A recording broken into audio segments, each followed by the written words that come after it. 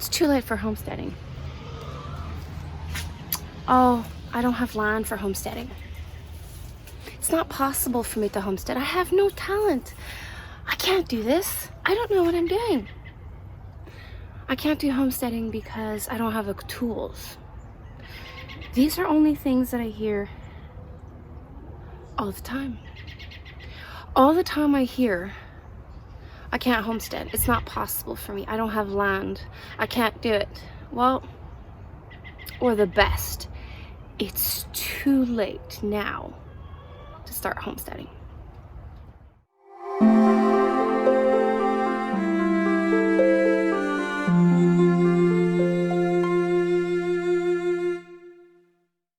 Hello and welcome to Back to Basics Homestead. My name is Annie. I wanted to address something. I saw two fellow homesteaders talk about the subject, and I felt that I needed to share a little bit further. It's not too late to start homesteading. There's an old saying that says, if you plant the tree now, you're never going to benefit from it. So the best time to start planting a tree was 20 years ago. The next best time is now, so that the future generations can benefit from it. Well, it's the same thing as homesteading. And I'm going to tell you the cold, hard truth. The definition of homesteading is not land. It's not animals. It's not gardening. The definition of homesteading is regardless of where you source your food, you buy in bigger quantities so that you can preserve them either way that you choose. And by bulk buying, you are able to cook from scratch and have a similar lifestyle that I'm doing. I have 15,000 square feet, and I used every single place that I can that the sun hits, and wherever I can't, I just bought grow bags and I made it work. My friend that used to live here had 10,000 square feet and she made it work. My parents have 6,000 square feet and they make it work. They choose to grow as much tomatoes as they can, so they have tomato products all year long. I've seen people do homesteading on their decks with couple grow bags, couple tomato plants, and they have herbs all year round, and they bulk buy the rest. So, do you need land? No. Do you need experiment? No, I had no idea what I was doing when I started. What I did is I sat down, instead of watching movies or sitting on a couch and do nothing, well, I educated myself. I spent hours and hours and hours watching videos. YouTube was my learning spot. If you're dreaming of homesteading, but you can't right now, well, you feel that you can't, change that mindset. You can. You can do it on your porch. You can do it in grow bags. There's community gardens. In my town, I don't have it, but I've seen in other towns that it is possible. If it's not possible, maybe go see your town, your elected people in your town to see if there is land available to create this project. There are many options available so that you can do it on a smaller scale. And then if you want to preserve food, you always have the possibility of buying bulk. So you would be able to have the homestead lifestyle, just not on a bigger land. Here's a quote from Roots and Refuge Farm from Jessica. Turn your waiting room into a classroom. On a smaller scale, you will be able to manage 10 pepper plants, 10 tomato plants, be self-sufficient with herbs all summer long or all year long on your windowsill. So that one day down the road, when that dream happens, you will have luggage to bring to your new homestead and you will be able to upscale it. When I started here, I had a 30 by 30 garden, in-ground garden. And then the year after that, I added a little bit more. I added the high tunnel structure, and then the raised beds, and then the berries, the berry bushes, and then the blueberries. I added every single year. This is what homesteading is. You can't have it all the first year unless you're a millionaire.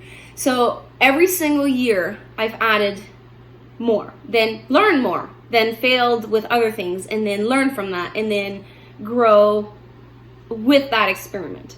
We're actually talking of maybe moving from here in 5 to 10 years. It's not official, but we talked about it.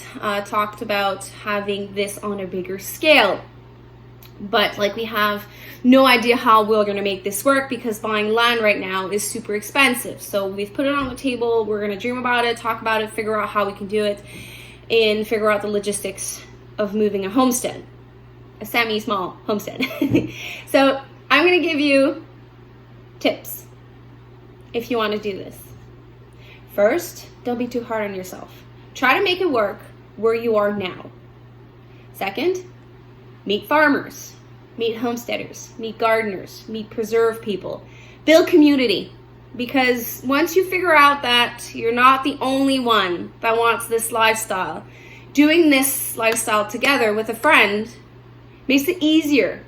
I no longer have a friend in this village that does homesteading. So she moved away and she's on her farm now, building her dream. But I have met people through YouTube, through Instagram, Facebook groups, their gardeners groups and stuff like that. And I have created friendship, beautiful friendship. Now we seed swap, we talk daily, we talk about our life, our struggles. We just talk, and we no longer feel alone in this lifestyle. So community has done so much for me. So that's another tip. And the last one, it's not too late to start homesteading. So go plant that tree, go sow that seed, go write that dream, and just make it happen. One last thing I'm going to tell you. Don't compare your journey to someone else. My journey started at one point in my life. You're not at that point. We're brought up differently. We're from different towns, maybe different country.